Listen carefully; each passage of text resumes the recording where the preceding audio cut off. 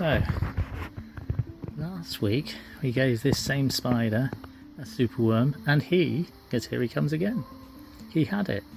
And he came down and he ate it, or he bit into it, and we watched the struggle unfold, and he did take it. Now this week, I'm going to try again, but he's losing it. I don't really want this to drop because it's in a very awkward place. Oh, yes. Oh, he did have it then.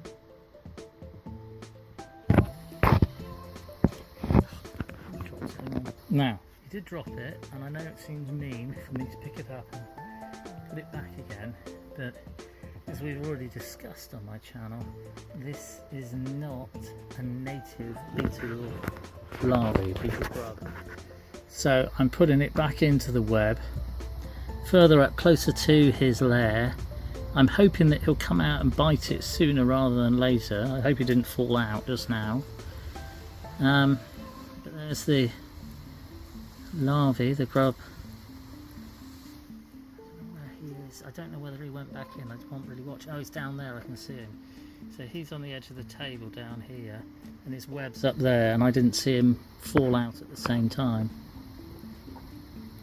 Now, will he be able to get back, or perhaps I should have left him to try and climb down and get it, but he didn't actually have a web on the actual worm, and he has fallen down there. So the superworm is stuck in his web.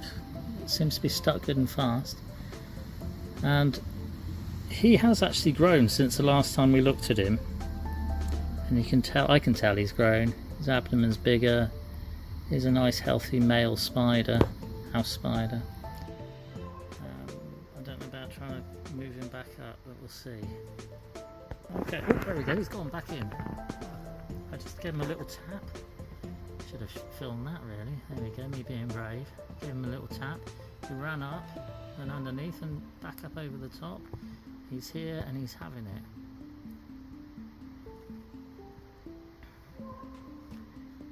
Like I say, he's my male polytunnel spider. I think he just had a little bite then.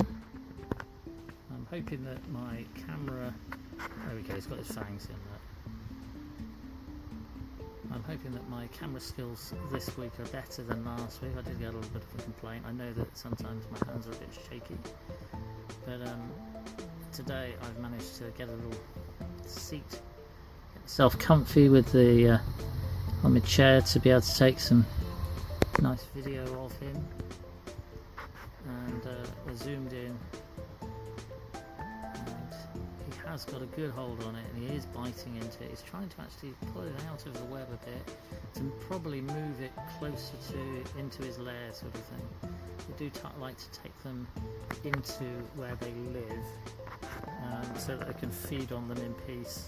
I should imagine he knows that whilst I'm here, no birds or any little rodents will come along and eat him, which is good. He's a very, very pretty little spider.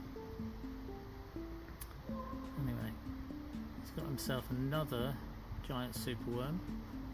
He is really trying to pull it out of the web. What they do is they kind of stick them down, sorry about the blur. They stick them down a bit to make sure that they've kept them in their web, and they bite into them, envenomate them, and then they'll pull them back out of their web and drag them off to devour them in the safety and darkness of their own home. And this one lives under the flap of the table, which is this bit here, and he lives up under there. Anyway, yeah, it's got another giant superworm biting in there. See his little eyes there on the front.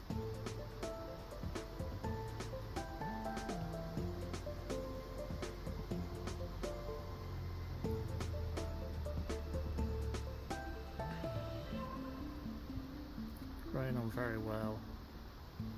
The males of this species tend to be smaller than the females. The females will grow perhaps 2.5 inches, and the males will be perhaps 1 inch in diameter or something like that. This one hopefully will get a little bit bigger than that.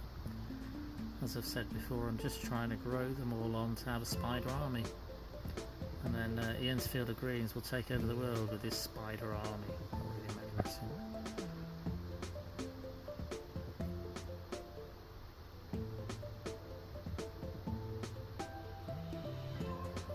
So injecting that venom in, it's working because the superworm has slowed down quite considerably.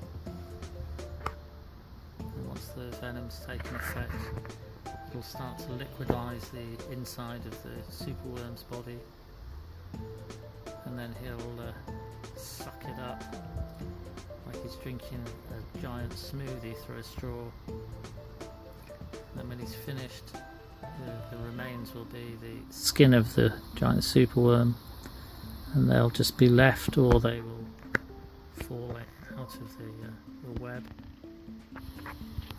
Sorry, it's blurring. Just wanted to be able to see. Come on. Sorry. There we go. Just wanted to be able to see from a distance, so when he takes it away, you'll be able to see him drag it off. He's still trying to pull it out of the web a bit there.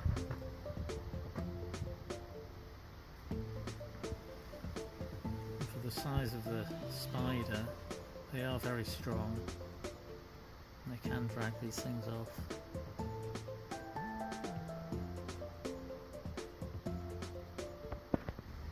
Last year we had a spider in a similar position here, and I named her, because it was definitely a female, which was much bigger, and I named her Polly, this polytunnel spider. And this one, because again I'm rubbish with names for my non-responsible pets, as in I don't have any responsibility for them other than I do feed them. We're going to call this one Paulie. Paul the polytunnel spider, and we'll keep him going for the summer, feed him whenever we can find something for him to eat, or whenever I buy him something to eat, i.e. these superworms, maybe other things as well, but we'll see when we come to that later on. But for now, Paulie has a superworm, and he is biting into it. He has injected the venom. I think he's actually feeding on it because he seems to be sort of sucking the juices out of it. You can see the beautiful colour that the little male spider is, and you can see those big fangs are digging right into the body of the superworm. There's not a lot of movement left in the worm.